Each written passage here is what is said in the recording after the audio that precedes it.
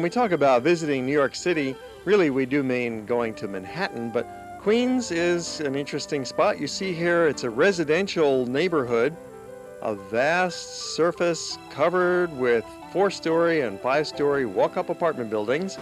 That's the outer boroughs of New York.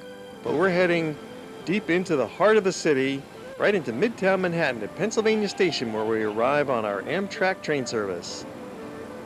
It's a very efficient station. You go up escalators, and we generally have porters to take care of our baggage for us, so the red caps bring the bags up to the main station area, and then they meet us out front at the taxi stands, where we hop in our cabs and head north to our hotel.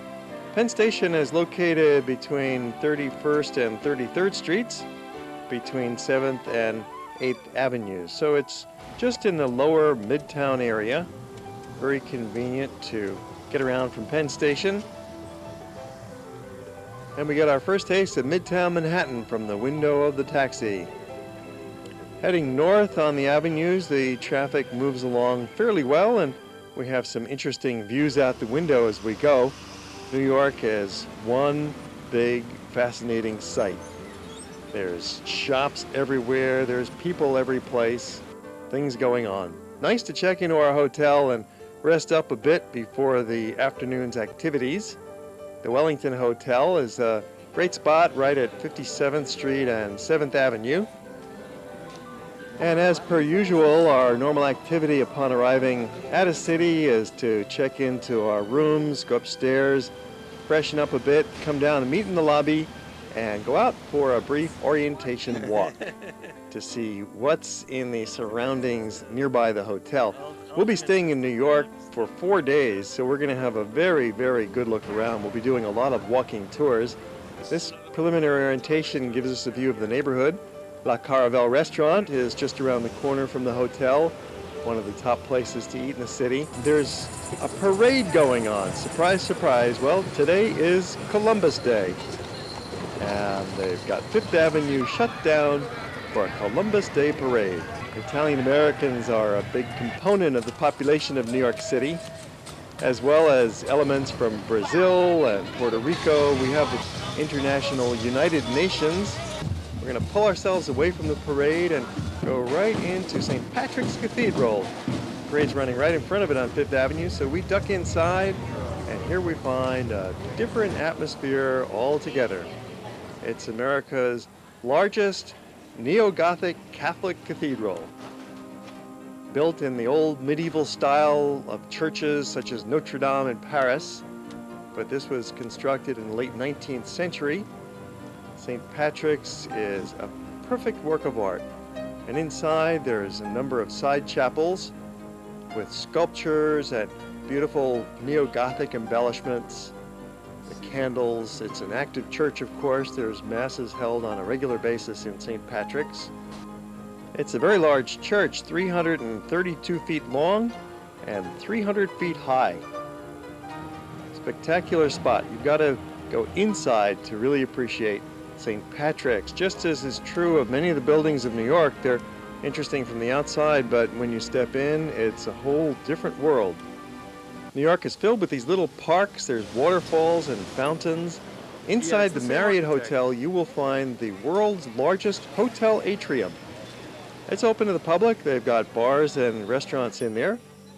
Our hotel, the Wellington, has a terrific breakfast room. It's a classic New York City coffee shop.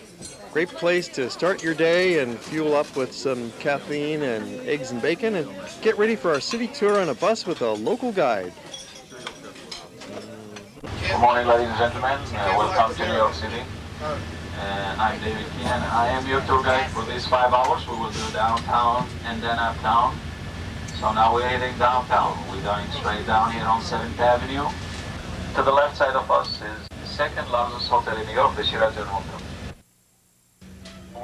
Our city tour is going to bring us through most of the major neighborhoods of Manhattan. We're starting here at Midtown at Times Square. We'll be going south through the Garment District, down to the Flatiron District, Greenwich Village, Soho, Financial District, and then swinging up again through Midtown to Upper Manhattan and Harlem. Starting out with Times Square, this is what you think of when you think of New York City. The lights, the razzle, the dazzle, all of the fabulous signboards, the billboards everywhere, the mega shops, the Virgin Record Store is the largest in the world.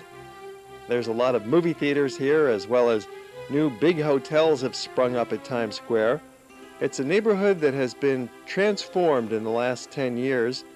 It had gotten quite sleazy in the 60s and the 70s, a lot of vacant shops and boarded up windows and some criminal activity taking place, but that's all changed now. Times Square is a sparkling jewel on the urban landscape. The Flatiron Building is the center of another renovated neighborhood. Here's some local high school kids hanging out on a group excursion of some kind.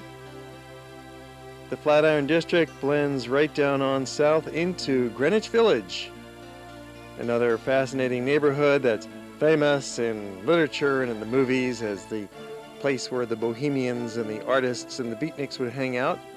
Well, Greenwich Village today is still a lovely neighborhood. It has an artistic feeling still yet. You can find espresso on nearly every corner, and there's still a number of jazz bars that are open. Great place for entertainment, particularly on the weekend evenings. Just below the village, you'll find Soho. This too is an artistic neighborhood where you'll find many art galleries, antique shops, and production houses. However, the rents here have gone up just like they went up in Greenwich Village, so the real struggling artists have had to leave Soho just as they had to leave Greenwich Village and move on. Many of them are now in the East Village.